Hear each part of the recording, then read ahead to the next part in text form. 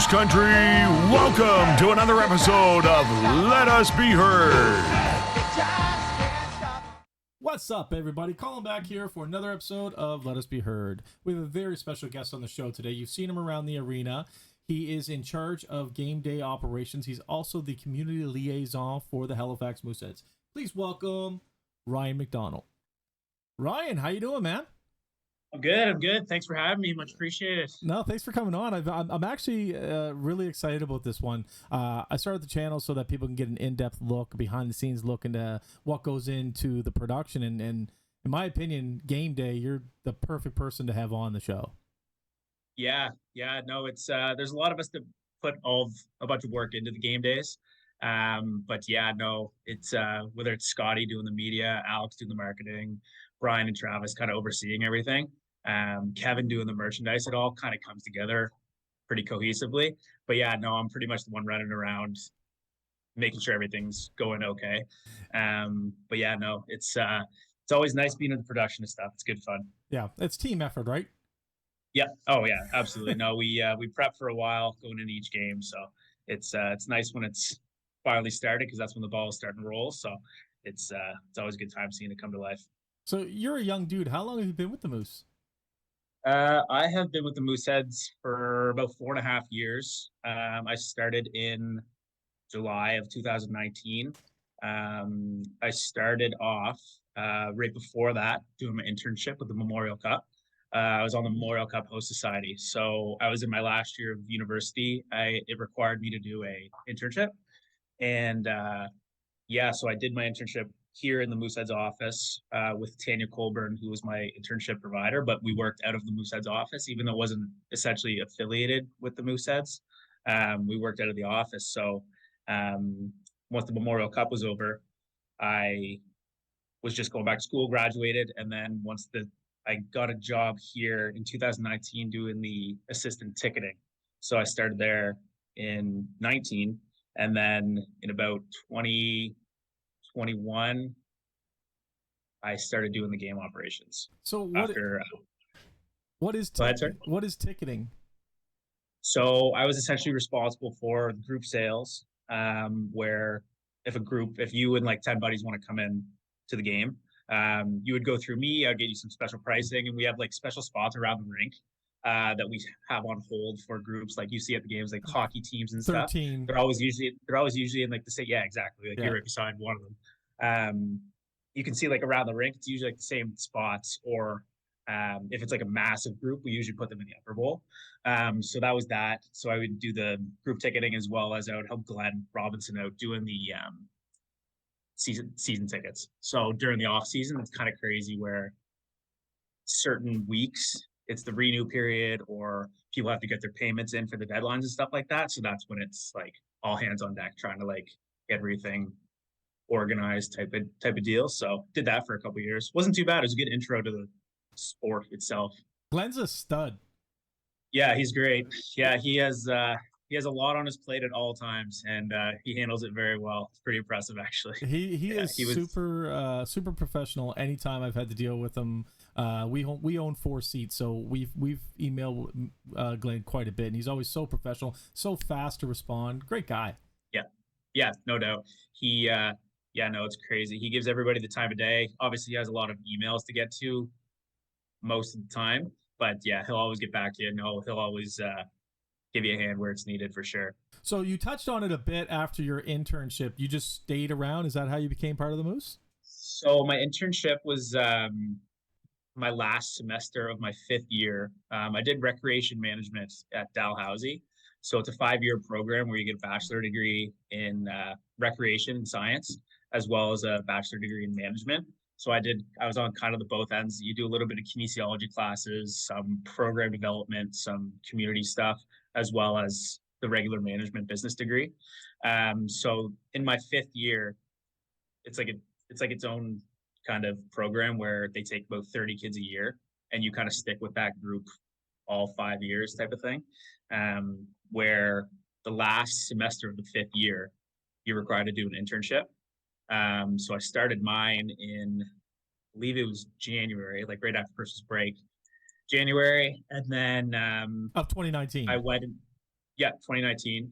And then I went to about April in school, and then I stayed on afterwards to finish like kind of what I started at the Mooseheads office. I think that kind of really showed that I was like committed. I wasn't just there to fill up my internship type thing. I was like, I'm completely committed to like, this is where I want to go after my school's over. Not necessarily the Mooseheads in general, but staying in sport and kind of showing that I can stick with something until it's done, type of thing.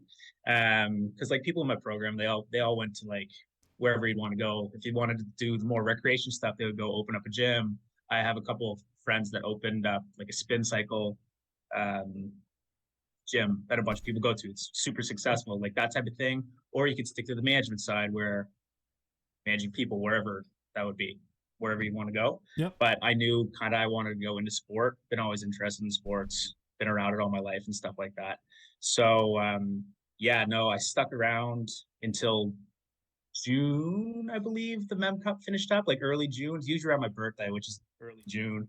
And then I was off for about a month and a half. And then there's a assistant ticketing position that opened up, and I gave them a call saying they didn't even necessarily reach out to me either. They just posted it, and I just texted Brian, the president, and I was like, "Hey, you still hiring for this?" And came in a week later and got the job. So That's awesome. and then yeah, man, it's been a long, feels like forever ago. It wasn't really. It's only 4.5 years ago. What a hell of a time to start with the Moose, eh?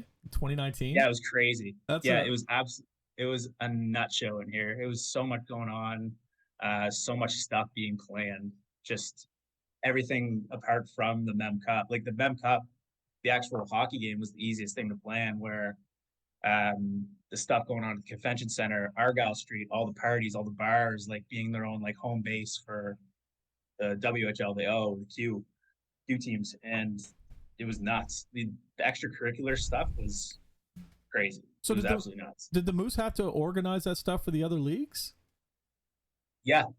Wow. I mean, representatives from the other leagues were down here, obviously, as well as like the CHL staff. But as far as like planning, like the fan activation zones at the convention center, that was Chris Dyer, who was in my position that I am right now. So he was organizing that. Tanya, who I was under, was the general manager of the whole thing. So she oversaw everything that was going on. So our big thing was the Argyle Street Fest, where she was every day, like in meetings, calls. We had numerous staff meetings with the host committee, shutting down the streets, getting the bar licenses, and like it was crazy.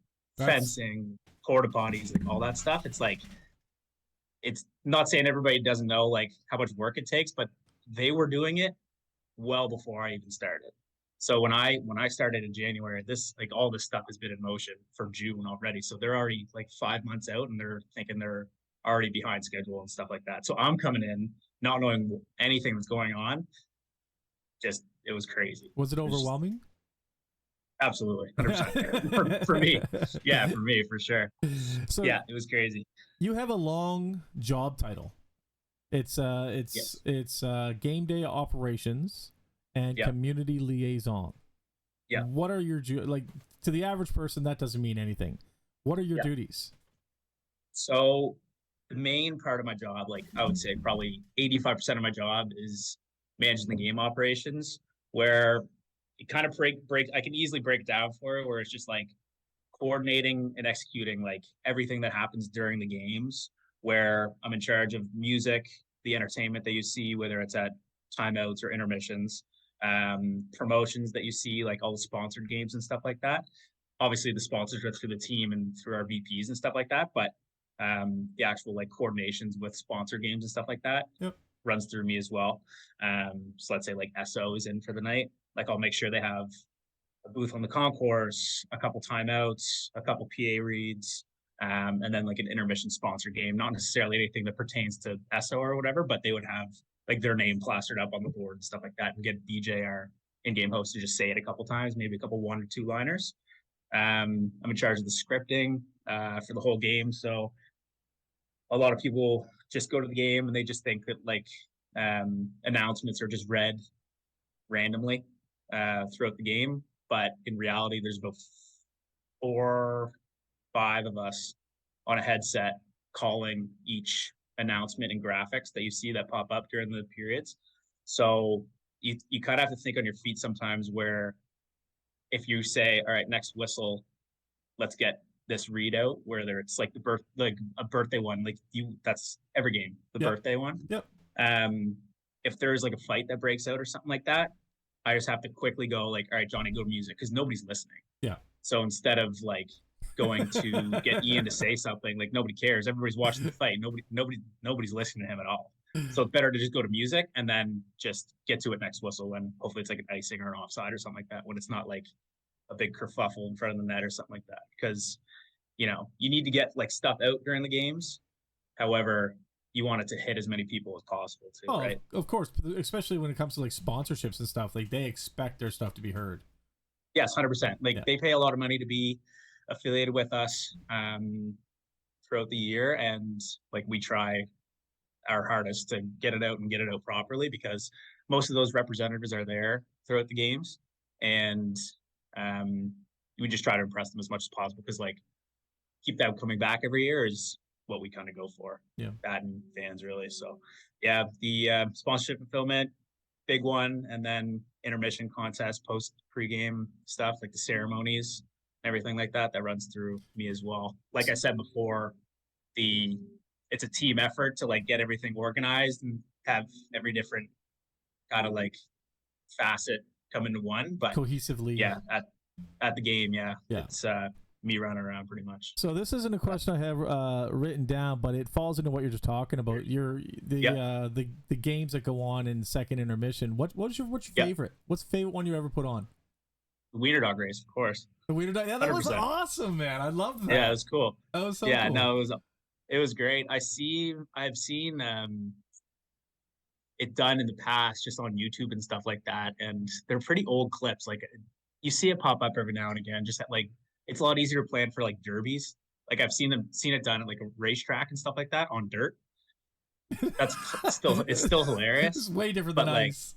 Yeah, exactly. So I had to jump through a couple hoops to like get that, to make sure like the owners were cool with the dogs coming on the ice and stuff like that, to let them know that like they're not going to be on the ice like that long. It'll only be like 20, like you saw. It was the build up to it. The build up to it was like longer than the actual race itself. There were only 2 dogs finished, which is the best part. It was hilarious. The build up was the best part. Yeah, 100%. Everybody was just laughing like, this is what have the Mooseheads turned their show into? But it was so entertaining. Yeah, it was good stuff. So like, yeah, that one was awesome. It took me like a week and a half to play. It wasn't that bad. I just needed to get like 6 wiener dogs on the ice, which is I needed to wrangle those people up. But other than that, no, it's good fun. That was definitely my favorite one that I've done for sure. Did you see the one that just said screw it and laid down on the ice, started scratching himself or whatever? The old one? that was the old one. Yeah, he peeled. I was standing right at the border there, and he peeled off pretty quick. Yeah, did a couple barks and just walked off. Yeah. So you touched on it a bit, but what is your typical game day look like? Start like game day when you get to the ice to the end. Yeah. So when I get to the office, depending on if it's during the week or not, but let's say it's like a Friday night home game. Yep. Usually big game, usually on Eastlink. Those are usually good crowds as well. Fridays or Saturdays, obviously. So we get to the office. We're still in the office Monday to Friday, whether we have a game that night or not. So we're at the office at 9 a.m. on Friday. I usually try to get my sponsor call right out of the way. So let's say there's a sponsor in that night, just making sure they have their staff, their crew, they're all good to go. If they need anything else, last minute type of thing before I start getting like my day going. So they usually just send me like their staff list, some graphics, a couple videos that I need to throw in, like the intermissions and stuff like that. Then I usually make sure everything for the activations are in place, whether it's like hockey sticks, helmets, that type of thing. Just have everything ready for my promo staff just to kind of get out during the game whenever it's called for. Yep. Do up the scripting for me, the PA announcer, BJ, our in-game host, and Silvervision, the people that put everything up through the screen. Oh yeah. So they're inside the rink, but they're in their own office, like down off the mez level, inside like the actual bowl. So they have like, it's the classic like big control room with a bunch of screens and stuff like that. So we all run off the same script. Whereas they're in their room and they can see everything that's on the board with all their screens and everything like that. But they're not actually in it. So we need to make sure like they know like what's going on as well, because they sometimes can't hear BJ and stuff like that. So if I need to cue them for something like that, they just rely on me to just say, all right, let's do whatever. You know what I mean? You got to constantly be paying attention at that point. Yeah, it's something. And then I have my other radio that I'm in charge of the promo staff and the mascots. So they all have radios on. So you'll see them. They have their own script, like separate script, and they all know by now, like kind of what's going on and stuff like that. So that took a lot off my plate. I have a pretty good staff this year and last year. So I have a lot of confidence in them just to do their own thing, as well as like once I lay out what's needed for the game, I have complete trust in them. I talk to them pretty frequently throughout the game, but it's not like I'm on 2 radios like screaming the whole time.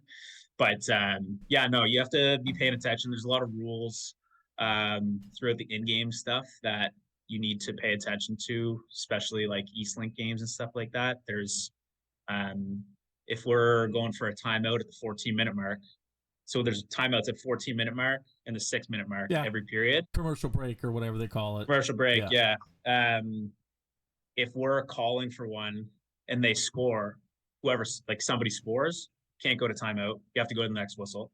But after that, you have to wait a minute to go to timeout after a goal. Like if you're waiting for a timeout and somebody scores, you have to wait a minute until after that person scores, that team scores, to go to timeout. It's crazy. Now, why is that? Is that just so they can get the announcement out of who scored? And... Get the announcement out, get all the replays out and stuff like that. And then that way they can just go on break, whether it's Eastlink or if it's just like in game and stuff like that.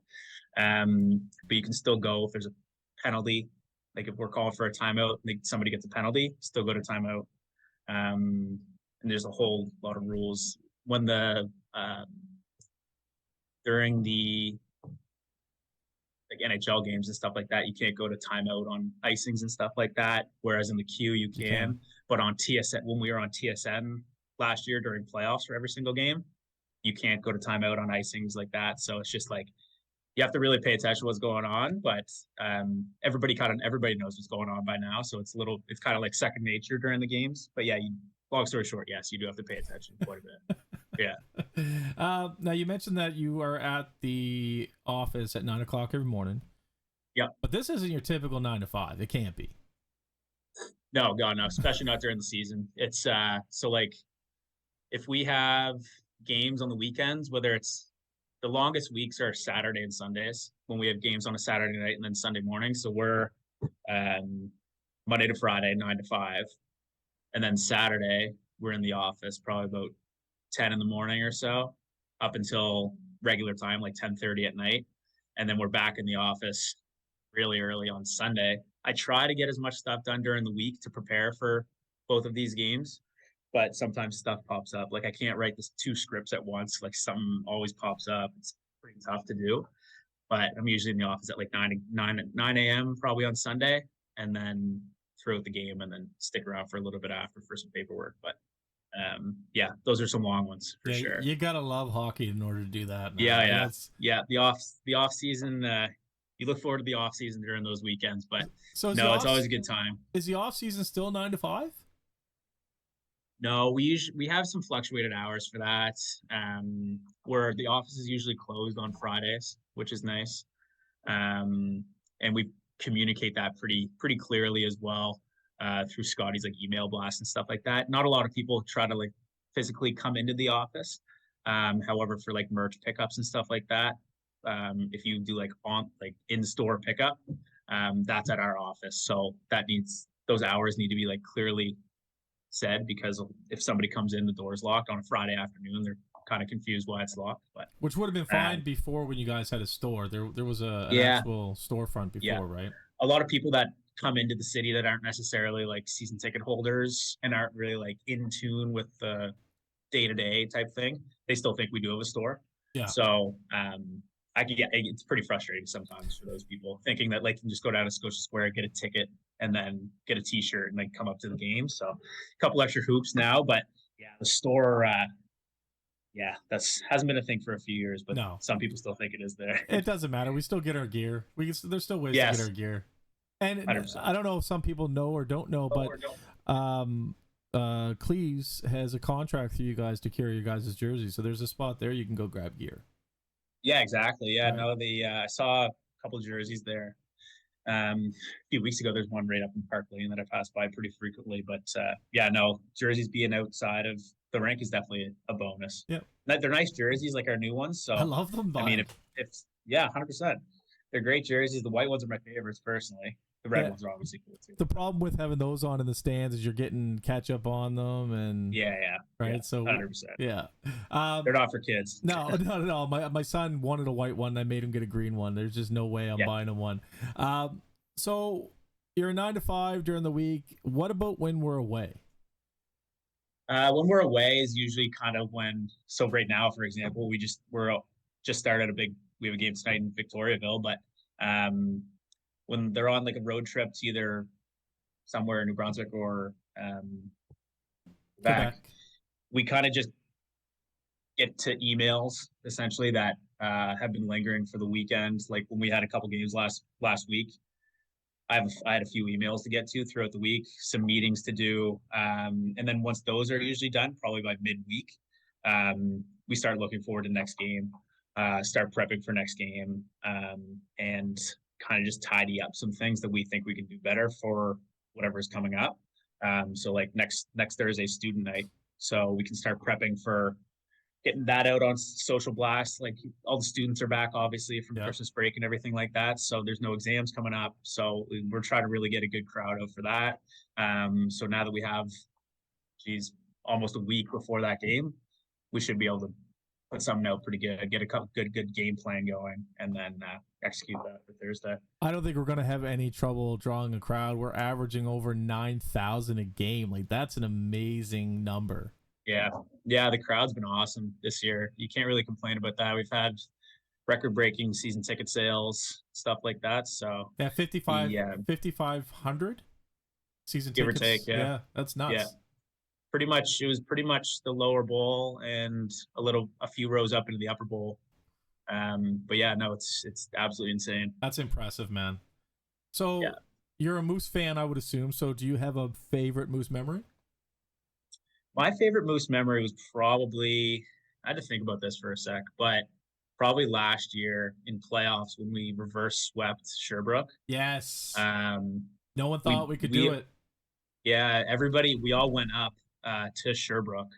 So we were sitting in the stands, and that was 1-0 game in game 6 to win it. And we were tense we scored pretty quickly, and it was 1-0 all game. And Sherbrooke's obviously unreal. So it was pretty tense, and then when we won, it was a huge sigh of relief. It was a pretty sweet experience being up there for the win.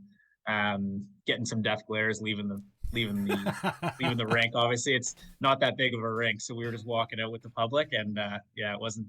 They weren't too happy with us, but no, that was just being up there with like the staff, and being a part of that win was awesome. It was a great time up there. Just like it would be for the boys. That's good team building for the staff. Oh, 100%. No, we once we did that, it was kind of like, all right, we're here. Just have to roll through Quebec, which was obviously easier said than done. Yeah. They were pretty stacked last year. So, but we went in there with everybody was pretty confident that we were going to give them a good run, which we did. It was most of the games were pretty close against those guys. So I still don't think the better team won. I still don't think the better team won. I think our team. I think we were deeper. Yeah. But they just had a lot of firepower. Yeah, they got their top 2 lines. They got their top 2 lines were pretty nasty. They got a couple calls their way, and it is what it is. This year, I think we can pull it out. There's something I was going to ask you in relation to that. I blew my mind because I thought I heard my son walking in the door. How important is fan input to your position? It's actually very important. We see everything that is said, or we hear it around the rink, whether it's recommendations or we saw this at an NHL game or don't do this again, whatever. We hear it, and it's just like we try to make the product what we think is best. You're never going to please everybody. No. for whatever you do. So we try to make it as easy as to get out and agree upon for everybody, if that even makes sense. I get it. We know what's going to work. We know some people might not like it. We know some people will love it. So it's just kind of like a try it out and see what happens for some new stuff. And if it didn't work, then screw it. We'll scrap it. But if it worked, we can either keep going with it or we can build off of it and just make it better and more inclusive for pretty much everybody. So we hear everything and we chat about it pretty frequently here at the office for stuff to just make better, really. Some people doesn't like something. We talk about it. Can we make it better? If we make it better, sometimes people end up liking these things or not, or just scrap it. So it's kind of like we test a lot of stuff, especially with like the new owners last year. They came in, they were loving what we were doing, but they just want things to be better, obviously. Like keep going, keep making everything better and better. Don't stall out. So we're in the middle of testing a whole bunch of stuff. So we just hope everybody's dealing with it for now, and we're listening is pretty much what I'm trying to get at. They're incredible. I absolutely love seeing them sitting in the lower bowl with the fans. The fact that they travel with the boys on the bus. They flew a bunch of you guys up to Quebec. They've in my opinion bent over backwards as owners, and I'm very happy to see them in the arena. I'm very happy that they bought the team. Could have been anybody who wanted to sell the thing, right? But they came in and right off the bat they addressed the rumors that they were going to move the team from Halifax. We knew they weren't going to do that, but obviously the outside world, two Americans coming in and like buying the team and stuff like that, right? But no, they've been fantastic. They from the get-go, they loved Halifax, loved the people. They love during the games. They, like you said, they sit in the middle of the crowd, and they just chat with everybody. They get their input, they hear it, they tell us. Like I said, like everybody's listening all the time, and then they bend over backwards for the team. Peter and Sam are great owners. And they're very in tune with everything that's going on for sure. Very hands-on, and no, it's great. Great guys. Speaking of listening to the fans, we have some of the most passionate fans. Personal opinion anyway. I think we have some of the most passionate fans. I noticed at the beginning of this season, you took a little bit of flack, a little bit of heat from some fans in the tunnel. Is there any way we as fans can kind of hone that so that you're not taking that aggression? No, not necessarily. We knew that there was going to be a little bit of an uproar with the team not coming out of the VOM there after the initial skate out at the start of the first period. But we thought it was a right call to make due to logistically the team is, I don't know which direction you're in for me, but the team needs to do a huge wraparound to come out of there. Whereas if they come out of the dressing room, all they need to do is walk maybe 20 feet to their bench type of area. So it takes them a lot longer to do that. Not saying they can't walk that far or anything like that, but every other rink, every other team, they all come out of their player bench, as well as we needed a spot for our in-game promo to have like its own spot where BJ does its own promotion, whatever it is, where that stage is that you see. So with that stage being there, we couldn't put the stage there if the players needed to pass through there every period coming off or back on. So for that to be there, we needed to think of something to cut. And unfortunately it was that. Obviously the high fives have been a thing forever. Like I used to do it when I was a kid, to be honest, but it was something that kind of needed to be done. It was a little bit long overdue. We just thought, just rip the Band-Aid off, get it done. And everybody was very understanding after it. They see like what we do down there. It's a little bit less congested. And the players still do come out there at the start of the game. So everybody does get their high fives in and stuff like that. So it makes perfect sense. Yeah. Yeah, it makes perfect sense. Once you start laying it out, like BJ needed his spot. We needed a home base. Like the ice crew that's there, they have a bunch of stuff there. It was just, there's too much going on and we needed to cut something, and that made the most sense. So it was we knew people were going to be a little bit cheesed about it, which they were, but obviously, like you said, the fans are great, and they understood it Yeah. after the first game. Obviously, and we didn't tell them that was going to happen, so it was. Yeah, But so for us, we bought our seats there for my children to be right, there with the players. So first, I was one of the guys. I think I spoke with you in the tunnel. I was pissed off too. yeah, But yeah, it's no reason to threaten I'm selling my tickets, or you know what I mean. Like, I get it. Every yeah, other team, and if they don't have access to their bench from their dressing room, hmm they that's the only teams that are coming out the tunnel, is if they don't have access to the bench from the dressing rooms. Every other yeah, team's doing it, exactly. and I Yeah, think it was only fitting that we followed suit. yeah, exactly. It's not saying that like we're trying to be like every single other team and stuff like that, but like for when our team used to come out there, we were susceptible. Geez, I don't even know what the word I'm trying to say is. Accessible. There you go. The public was accessible to us, where some rinks you can't even reach the team Yeah. at all. Yep. Where our guys are coming out, stuff could happen like that.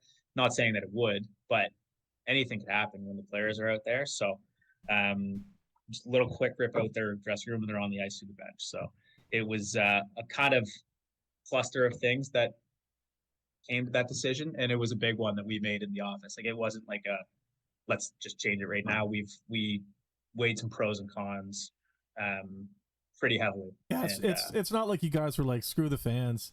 They're gonna come to yeah, the games exactly. anyway. No, exactly. It was a big decision moving into the season for sure.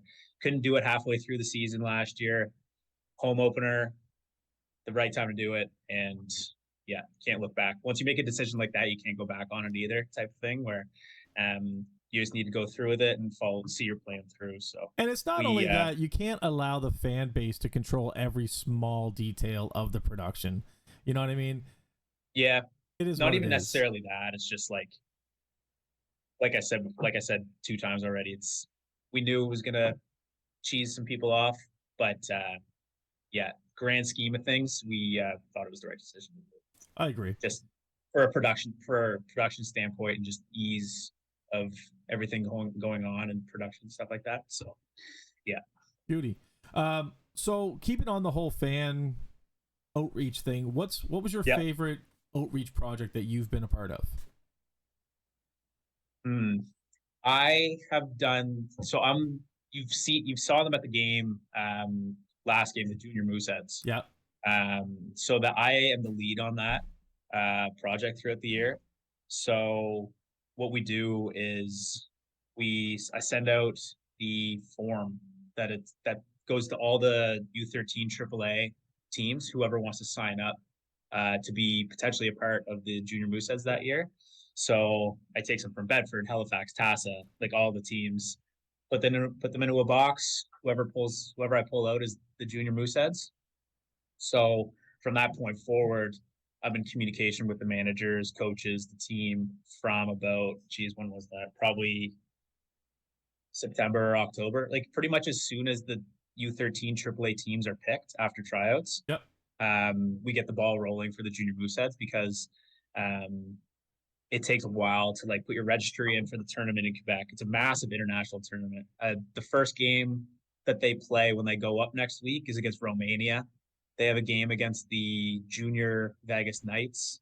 So it's like they play against these teams that are just you would never have the opportunity to play against, and it's super cool for these kids, right? So would they then train with the Mooseheads and the Moose coaches? No. Okay. So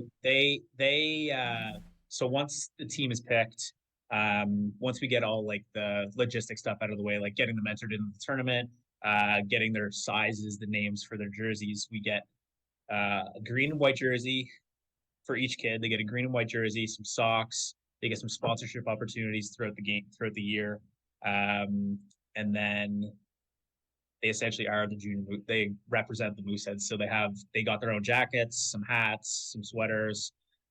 So they just rep Moose Country up in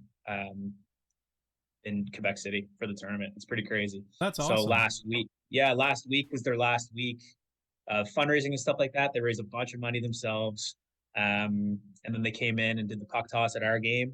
So they had a really good amount of money fundraised for the year. So they did really good this year. And I brought them out to the RBC last week before the game. And they hopped on with the Mooseheads practice and did some drills and just played around with those guys on the ice for a bit. And that's when it really starts to click for those kids that like, holy crap, like we're on the ice with the Mooseheads. Like these guys are 12 and 13 years old, right? Like they think the Mooseheads are just like the guys. And so they hop on the ice, they're all fired up. And then a couple days later, they came into the actual Mooseheads game, and then they ran onto the ice pretending to be the Mooseheads before the Mooseheads actually stepped on the ice. They fooled a few people. 100%. That's the whole point. It's did. hilarious. Yeah. It was really funny. We were wearing our reds that night, but if they were wearing white jerseys, it would have been pretty funny to see everybody skating around in the whites ones. But no, they look pretty sharp out there, and they were fired up. Yeah. They're getting excited for sure. So. All right, so Ryan, I just have one more quick question for you, man. Is there anything you could tell us about future projects that the fans can look forward to? Yeah, I mean, this year, like we just touched on for a bit, we got a lot of season ticket holders that came in for the team this year. Like last year and this year were our years building up to that. So we thought of this year kind of as if it was a tryout to try to bring in some new stuff, try out a bunch of new things during the games, whether it's content or intermission stuff or stuff that just happens in the game. We want to keep everybody in their seats for next year as well, and moving forward, obviously. So we have a couple things. I can't name anything specifically. Unfortunately, I know you wanted to hear something specific, but we have a few things like up our sleeves that are going to be pretty exciting for some people coming back, like the season ticket holders and 15-pack holders. So it's something to look forward to, and it's something that we, at the almost every end of every season, how can we bring these people back? What can we do different? What are some things that we can do to make it exciting, where it's all obviously mostly about the hockey, but we care about our fans, and we have a really good fan base, and we know that. And we just try to kind of tailor it to as many people as possible. And it's pretty exciting sometimes. We got some good ideas, so we'll probably be releasing that type of info probably the next month or so. We're in the later stages of planning and everything like that, so it's gonna be fun. It's gonna be a good awesome one. I look forward to it. I really do. You guys always put on an amazing show.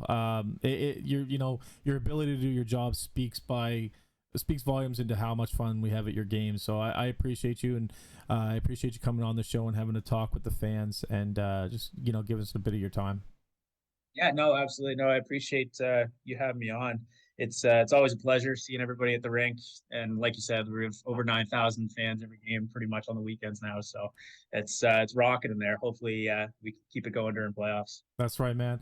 That was Ryan Macdonald, everybody. Hope you're all healthy, safe, and happy out there. And as always, go Moose, go.